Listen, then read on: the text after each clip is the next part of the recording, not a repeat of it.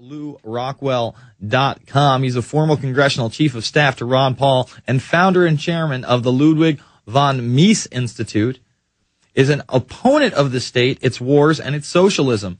A student and colleague of Murray and Rothbard, he is the editor of 6 books, most recently, The Irrepressible Rothbard and Speaking for Liberty. For more on Rockwell, go check his interview in SpinTech magazine. He's been on the show before. He's got a great website, and we're going to be talking about the economy, the imminent collapse of GM. Peter Schiff talking about the imminent collapse of the dollar. These reports that perhaps this last Bilderberg meeting was really to talk about the gutting of the dollar as the world reserve currency. Brazil moving away from it, China moving away from it, apparently Russia moving away from the dollar. So where is all this headed? We now have Lew Rockwell on the line. How are you, sir? I'm fine, thank you. How are you doing, Jason? Very good. Why don't you just give a brief overview of where you think the economy's going in the next 6 months? I mean, I'm watching the news right now. They're saying, all right, GM is definitely going under. You know, the dollar seems to be going under. I mean, it's getting lower and lower. Gold's having kind of an explosion right now. It's up around 960. A month ago, it was at about 890, 880. That's going up. Meanwhile, Peter Schiff is saying the dollar is about to collapse fully. You have Brazil, dumping it as the world currency. Russia following suit. China talking about it. I mean, what's next? What are your predictions? Well, the only world currency ought to be a gold standard, as it was in the 19th century. So it was a big mistake under the evil John Maynard Keynes when the United States in 1944 set up the dollar as the world currency. And it's enabled us to, in effect, export our inflation. So we don't pay here at home, we don't pay the entire price of U.S. monetary policy, or at least we haven't in the past. We are, however, about to pay it because, as you say, the dollar is becoming worth less and less. The Federal Reserve injected, and of course, they're very secretive. We don't know exactly what they're doing, this terrible operation. But they injected something like $11 trillion in newly created money into the world economy in terms of new dollars in order to protect Wall Street and the banks. So what they've done is they've, in other words, vastly increased the money supply.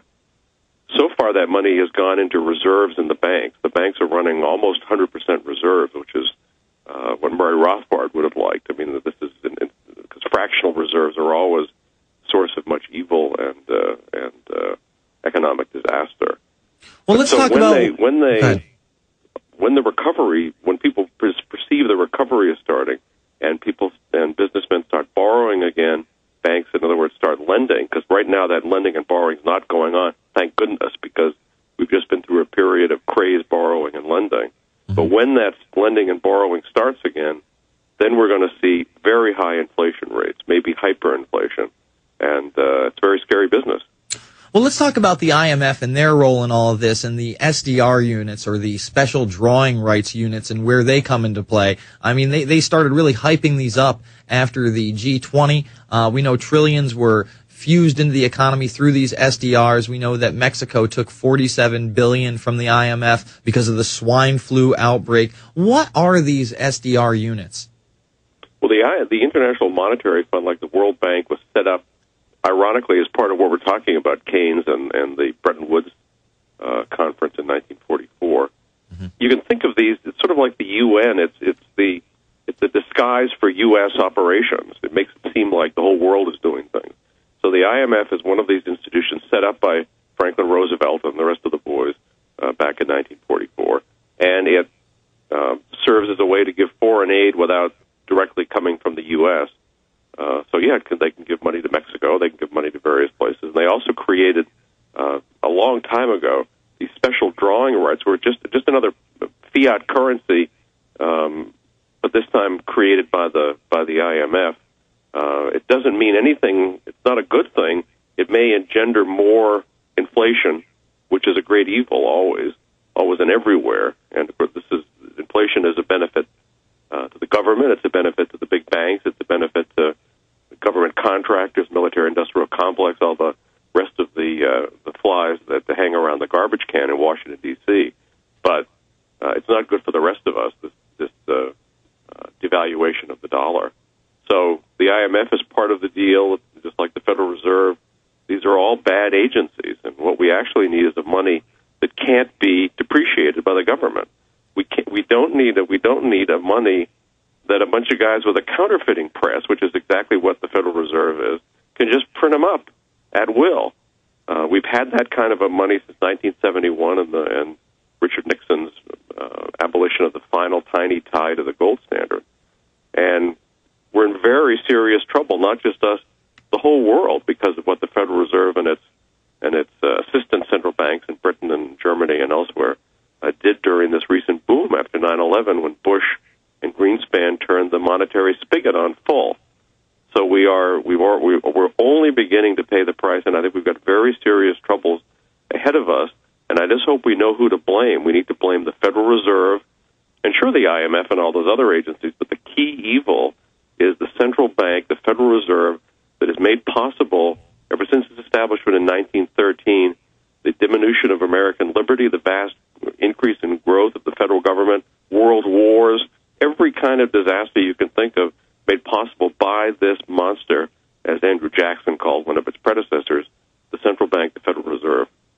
Well, let me get your take on this latest article then out of the Associated Press. Federal Reserve would serve as risk regulator under Obama plan, more self-regulation by the Federal Reserve, as if they don't have enough self-regulation and secrecy behind what they do.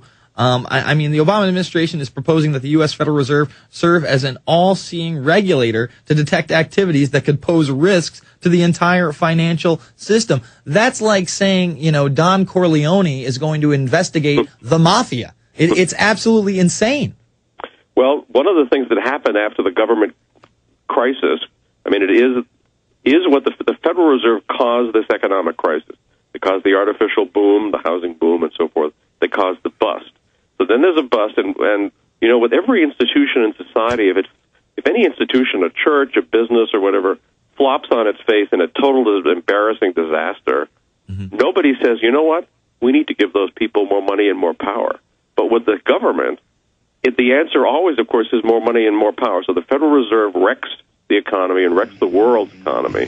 So now we're supposed to give them more regulatory power. And indeed, you can think of this crisis as the Federal Reserve, I guess Wall Street entirely taking over the Treasury, the Federal Reserve taking over all regulation of financial markets. It's a very, We're going to talk about it more thing. On the other side. To me, it's the height of insanity. It's the Alex Jones Show. I'm Jason Burmis. Back after this. The good old folks at New Silver Solution. And the website is supernaturalsilver.com. Supernaturalsilver.com. This is something that kills bacteria, viruses, you name it, well documented. They've got it down to a super small nano-sized particle. Supernaturalsilver.com. Check them out at Infowars.com. Supernaturalsilver.com. Lew Rockwell of LewRockwell.com. We're talking Federal Reserve, IMF, SDRs, you name it. And now they want the Federal Reserve to basically regulate itself after they've caused all of these issues. In this segment, can you just give us just a brief synopsis of, what the Federal Reserve is, what its origins are, and then the latest bill that apparently has a lot of co-sponsors by Ron Paul to audit the Federal Reserve and why that is so important? Well, the Federal Reserve was founded in 1913. The Act, the Federal Reserve Act, was written at J.P. Morgan's private club in Jekyll Island, Georgia, by a group of bankers and a Harvard economist. The biggest bankers at the time, representing the Morgan and the Rockefeller families and others. And it's a bill designed to set up an institution that would do two things: inflate, because that, sometimes you hear about the Federal Reserve as that there are people associated with the Fed who are against inflation. They call them inflation hawks or whatever.